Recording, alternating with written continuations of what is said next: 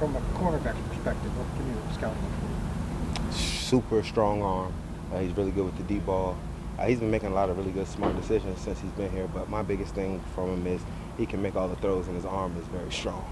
Makes you nervous as a corner if you play against a guy like that? Sometimes, man, especially for he's a really good deep ball threat. His best ball, I feel like, is the deep ball. He can throw it very effortlessly, like 75, 80 yards. So just making sure you stay on top of the top of the receivers. Excuse me, Joe, how do you step to the mic a little closer? On my back. Joe, how do you feel your amount of work? Do you feel like you're right where you want to be at this point in camp? Oh, yeah, for sure. I feel like I got enough work in. This off-season's been great. I still feel healthy. I'm good to go. Joe, do you expect Cam Sutton to be nickel in the Buffalo game? I have no idea right now.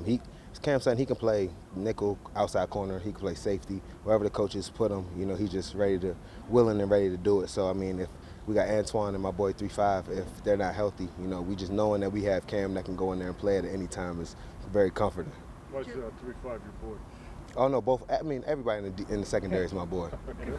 Joe, you made it public a couple of weeks ago that you would like an extension or some way to stay in Pittsburgh long term. What is it about here why you want to stay with this organization, and has there been any movement or any progress on that? Yeah, how y'all heard about it. I obviously want to stay here. Just the organization, the staff, Coach T, but that's just, I don't have too much more on it, but you know where I want to be. How can you assure them? You're not a young man as a corner, and that's a scary position for them. How do you assure them that you can do this for the long haul?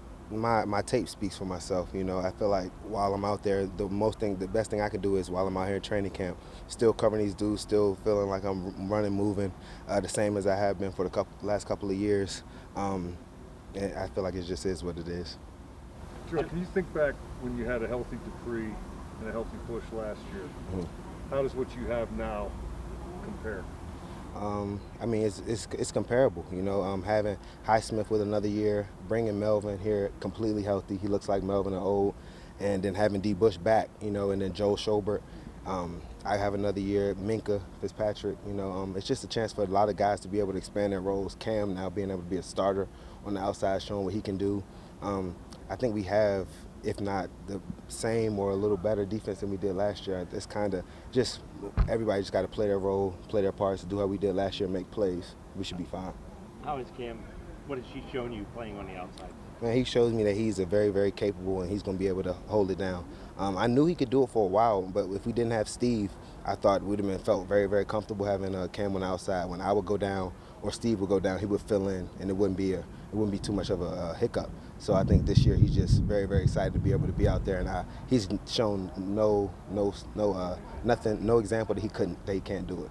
Joe, have you modified the way that you've prepared for the season as you get older, and especially, as Rex pointed out, you're at an age where guys don't stay at that level forever. So have you sort of changed the way you get ready? I do a lot more. Well, I would say after my 7th year, I got a full-time physical therapist, PT dude that lives out here with me. So I get PT work all the time. And then my off-season work was more speed, not much as lifting weights, trying to get as buff, but just trying to maintain that top-end speed. So top-end speed and maintaining my body is the two main things that I feel. Are you as fast as you were 5 years ago, or is there? I say I'm probably about the same speed as 5 years ago, but 10 years ago maybe not. Cam Hayward Cam Hayward's joked a lot about him being old and saying guys ask him if he's retiring, stuff like that. Does he have any old man tendencies that you've seen? Yes. Yes. Like what kind of thing? I don't know. He just seems like an old man. He just walks around older. He acts like when he gets up, just making sounds. So he just struts around like old dude. He looks older than me. So I'm probably a year older than Cam, and nobody on the team knew that. So you're not showing those tendencies? No. Come on. His baby face. Does he have wisdom that he gives to younger guys? Does he carry himself? He carries himself like old man. He has kids. He has 4 kids. He's been married for a while. He has his house set up. He lives in Pittsburgh. So when he brings us over to the house, he got the nanny, got the play area with the kids. He got it nanny proof. I'm used to it, but the younger guys just really look at Cam like he's a lot older than us. Do you know if he's in AARP yet or not? What is that? For old people. Oh, American Association of Retired Persons. Oh my goodness, no, he's not. If Sutton's bouncing back and forth from inside to outside, in game. I mean, how hard is that to do, or is that something that kind of fits him given his cerebral skill set? I think with Cam, I think that's something that fits him just perfectly. I think he knows the defense inside and out, nickel position. I say inside corner, outside corner, and safety. He can move around in any of those positions, make calls, and do it. So I think that's something that he just brings to the table that not a lot of other people do. Does having Schobert and his coverage ability maybe allow you guys to play less time and not need to worry as much about having extra DBs? I would let that be with the coaches because I know Shob, he can cover, he can tackle, he can blitz, he can do a little bit of everything. I think that it helps us out, but I don't know how our coaches plan on working that. How about 42, Joe? James Pierre, yes. Different. He's been getting better and better ever since I first saw him. He listens to coaching. He's long. He's fast. He's just been making plays on the ball. He's in the right position, and like I said, he takes coaching very, very well. Very, very scrappy, and he loves the game a lot. So I'm really happy for him. He talks to us and he says, play your technique correctly and then go for the ball when it comes. Is it really that simple? It's very, very basic. I think that the one thing about it, he understands his calls and he studies the playbook. And then he's, like you said, technique.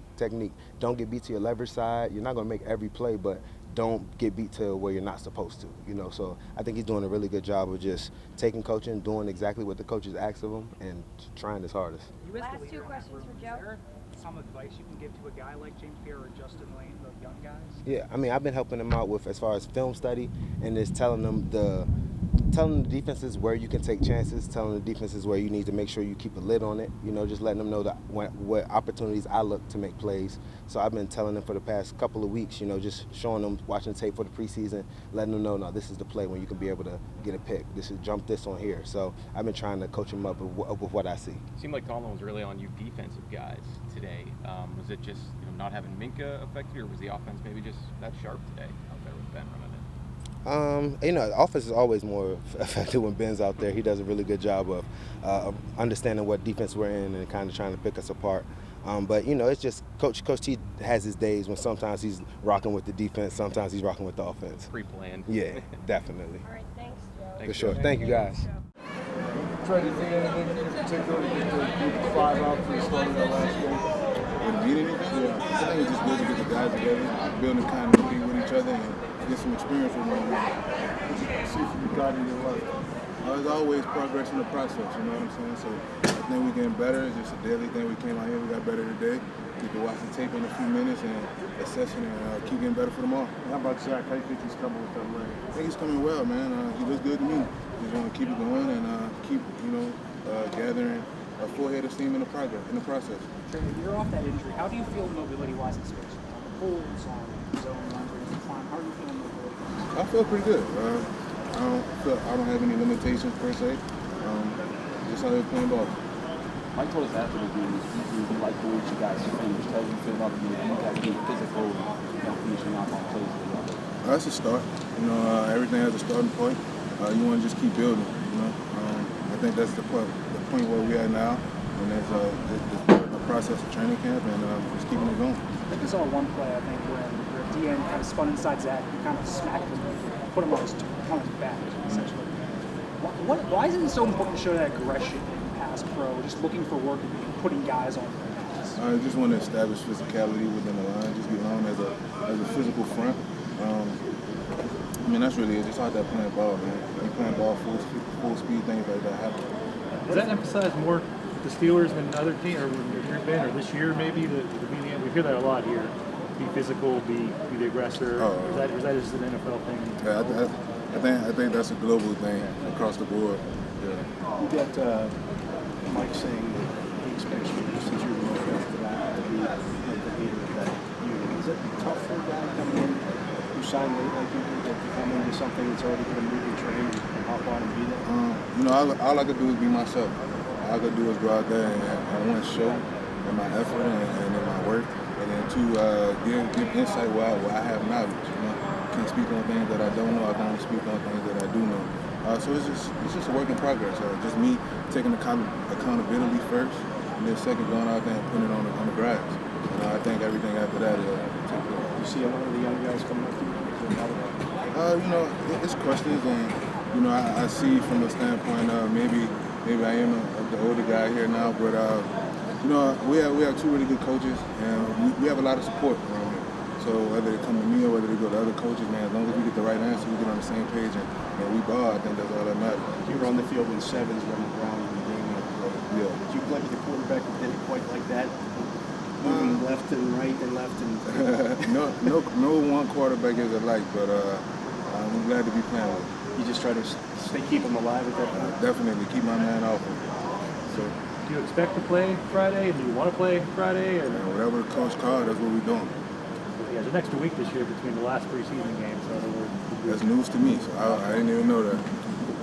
Trai, there are some young guys who will be starting on the line. How can a good running game help out when you have younger guys who are just picking up NFL pass pro, stuff like that? I think a good running game is important, period. Old guys and young guys, just establishing a running, not just being a one-dimensional team. I think as offensive linemen, I speak for myself, we pride ourselves on being able to run the ball when everybody knows we're going to run the ball, and maybe running the ball when people think we're not. So I think, like I said, going back to being one-dimensional, we have to be able to throw the ball, run the ball, and cover both bases. Can you talk about the feeling that goes into when you see with a guy on the turf? You've done it throughout your career. You did it a few times against. On that, right on 2 time. more. kind of like what do you feel when you see put a guy on the turf? During the game you can't really enjoy it too much. We got another play coming in about 25 seconds, and you know that what you just did to him, he's trying to do it to you the next play. So it's just something that you take pride in doing, so that you don't really relish that moment until maybe after the game or maybe that day after. But 60 more players out there. If I just did good on one and I messed up the rest, I don't think it matters. Coach Tomlin said we had a mentorship. Get the film room together and take numbers. As he said, he took him under. What is your relationship with that's my center, man. The guy I play next to the most since I've been here, and the guy that we question each other. He's piggybacking stuff off of me, and I'm piggybacking stuff off of him. I feel like with knowledge, you can't just give knowledge, you have to take it in too. So you have to be able to listen to somebody for someone to be able to listen to you. And that's just where we're standing at right now, just working to get better daily, and building continuity. I think that's what's important right now. Thanks, guys. Thank you. Thanks, Trai.